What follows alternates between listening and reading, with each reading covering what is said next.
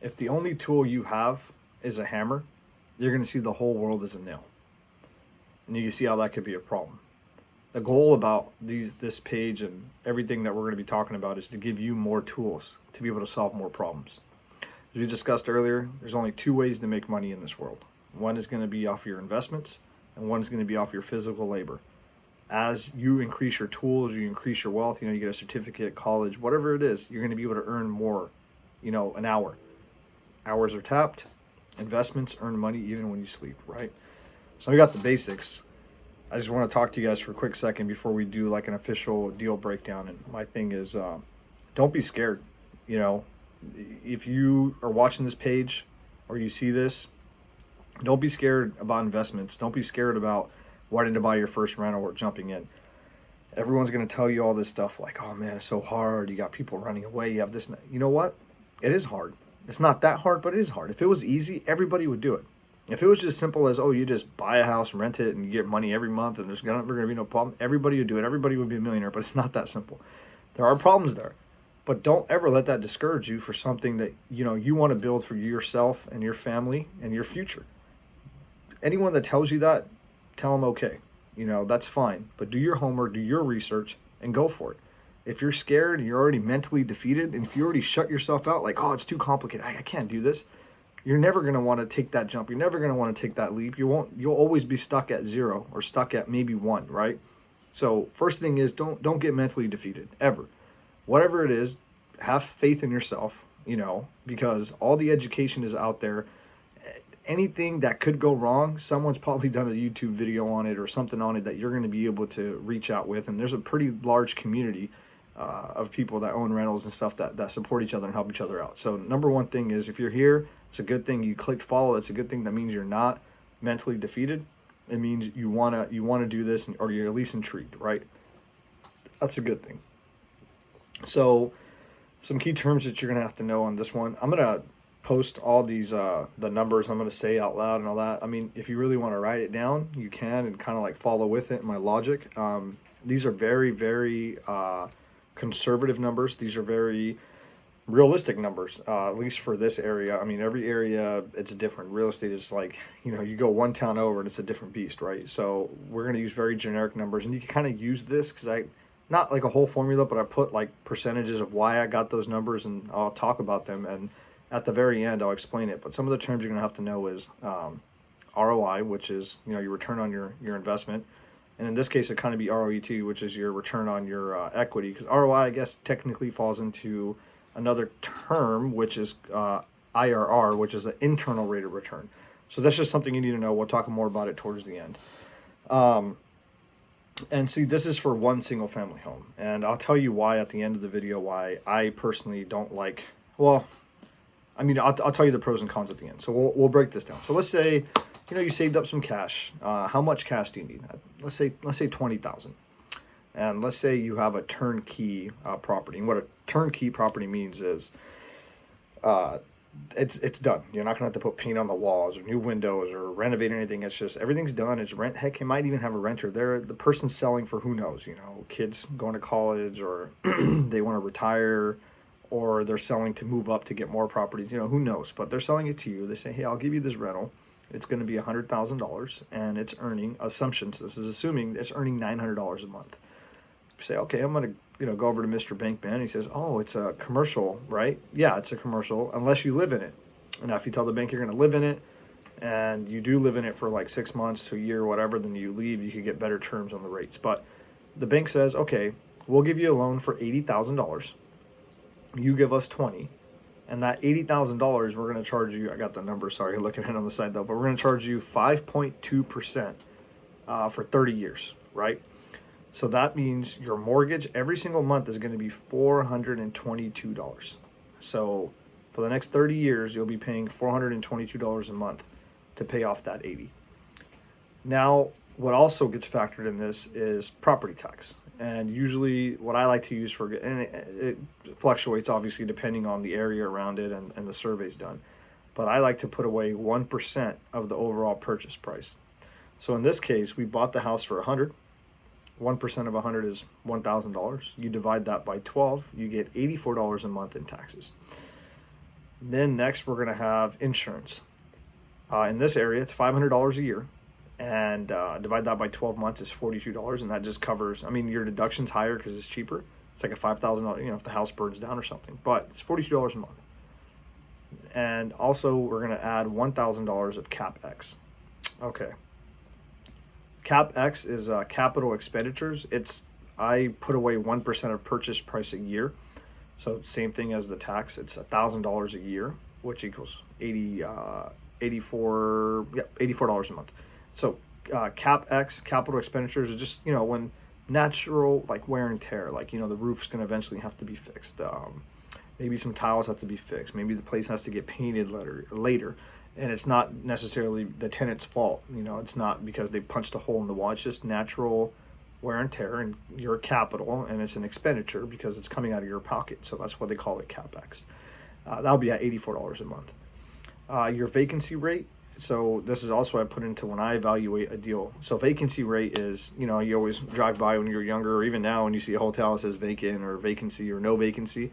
That's exactly what it is when someone's leaving in that transition. Someone gives you 30 days or you give someone 30 days, whatever the situation is, there's going to be about a month where that person's transitioning. You got to get the unit ready, whatever. I always like to add at least 1 month of vacancy rate, which is 1 month's rent, which is in this case $900 a month, like we assumed in the beginning. You're going to divide that by 12, and that's going to be $75 a month. $75 a month that you're putting it away because you don't know when this person's going to go, and when that unit's not going to make money, you could have that to dip into, right? Then we have property management. I mean, hey, if you're really hands off and you're like, I really don't want to get any calls on anything, I want to let a property manager handle it. I want to let them in charge of bringing in someone and signing them under contract and showing them. And if they call like, hey, I need bug spray, or what's another one I get, or like, hey, like, the air conditioning's not working or whatever. Like, and it's few and far in between. It's not like the practical joke, like, oh, those broken toilets. It's like, dude, no one's ever called me for a broken toilet ever. But anyways, if you don't want to handle it, that's 8% usually for a month's rent collected. So that's $72. And I know I'm throwing a bunch of numbers at you. It's going to make more sense when you see the description there, and you're going to be like, oh, okay, I see how the end goal is. We're getting there. Just bear with me. I'm throwing these terminologies at you. So when you do see it and you start looking at properties yourself, you could be like, oh, I remember we have to factor in insurance. We have to factor in CapEx. We have to factor in a vacancy rate and property management and our mortgage, So, and lastly, that was it. That was after the property management. So for that one deal, if you paid $100,000 and you're making $900 a month in rents collected, it's going to cost you $779 a month just to make that place go. So that leaves you a profit with $121 a month. So that means every month you're going to make $121. Now, if this is your first property, I think you should manage it yourself. Heck, just think of it as like a college, this whole experiment, just think of it as a college education. You're going to learn how to be a business owner like on the fly, right? You pay $100K for tuition. Well, you're paying $100K for this in a sense, it's paying for itself, but you're learning. And you'll learn the most when you're going to jump into your first deal. You're going to learn you're going to be like, oh crap, like, this and this and this. And you gain that experience, and it's natural to be afraid. It's natural to be like, oh, I don't know about this, but stick with it. It's worth it in the long run, So, if you were to, manage it yourself, you could add that $72 to the 121. You'd make $193 a month, every month, just collecting that rent, right? So let's break this down into a year, because that's how we look at return percentages, and we look at is the deal worth it to me or not? And for me, it's like I have to make at least, I won't do a deal unless I can make at least 8 to 10%. 8% is when I'm like, I don't know. I want to make at least 10%, because hey, man, we're the ones that are going to have to paint the place. We're the ones that are going to have to deal with stuff that happens. We're the ones that are going to have to, move people in, move people out, and take time out of our day to sometimes show the place. Like I said, not a lot of time, but you want to make, this is like an operational business in a sense, halfway operational. You want to make your money's worth. I mean, you're putting up $20,000 of this. I mean, you're going to want to make at least 10%. You want to make at least 2 G's a year on it, and get what you're paying for in a sense. Otherwise, you just throw it into I mean, it's hard now because it's, well, the market's going up. But like I was gonna say, a bond where it's safe, but bonds aren't paying nothing. But usually when they used to, you can make like 5-6% on a bond and not have to worry about anything, But anyways, back to this. If you let a property management manage your place, you'll make $1,452 a year, and divide that by 20 because that's the equity that you invested, right? Because the bank's covering the rest. You would make a 7.26% return. So for every dollar that you put in, you're making 7 cents, on that dollar, right? If you managed it yourself, though, you would make $2,316 a year. That's a pretty big jump. That's like almost $800-900 more a year. Well, yeah, almost, yeah, 64,900, yeah, close to 900. If you divide that by 20K, you would make 11.53% return a year. So that's those are the two differences. Obviously, you want to manage it yourself if you can, but when you start getting bigger, you start buying more and more and more, you want to step away. Now, how to extract more money from this? Well, in real estate, you have either cash flow, property that cash flows really well. Cash flow is how much money's coming in. Like, imagine if this place started renting out for $1,500 a month, right? But everything else stays pretty fixed. Your mortgage at least stays fixed. Everything else might fluctuate with it a little bit, but mostly it's not. It's cash flow, and the only other way to make money on real estate is appreciation, right? So if this bad boy is worth, in 5 years, 200K because the market is just booming, and you only owed 100 or 80, right? And you can get 75%. Usually banks will give you 75%, sometimes 70, sometimes 80. It just really depends. I'm going to go with the middle number, 75% back. They'll say, wow, your place is worth $200,000. We'll give you 75% of that, which is 150. But you still owe 80 or whatever you owe at the time. You minus that, and you can pull out 70K cash. Yeah, your payment might go up, even if you end up breaking out at zero, you just made, that 50K in cash, So, but for me, I would never do that. Just hold long term, just kick it. The whole point of this is once that, in that 30 years, rent's going to go up a lot more than 900, right? In 30 years, you're probably going to be collecting like $2,000 a month. So that $422 for that mortgage is going to look like a joke to you, right? Because money always continues to go up. And that's what we talked about. You want to keep up with inflation, if not more.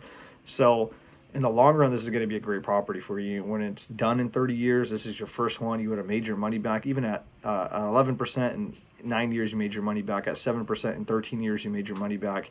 And this is something you're going to be able to pass to your kids and your family and your generations and generations to come. And with that CapEx in place, that's going to pay for itself. Like when the roof is ready and when the other stuff is ready, it's going to pay for itself.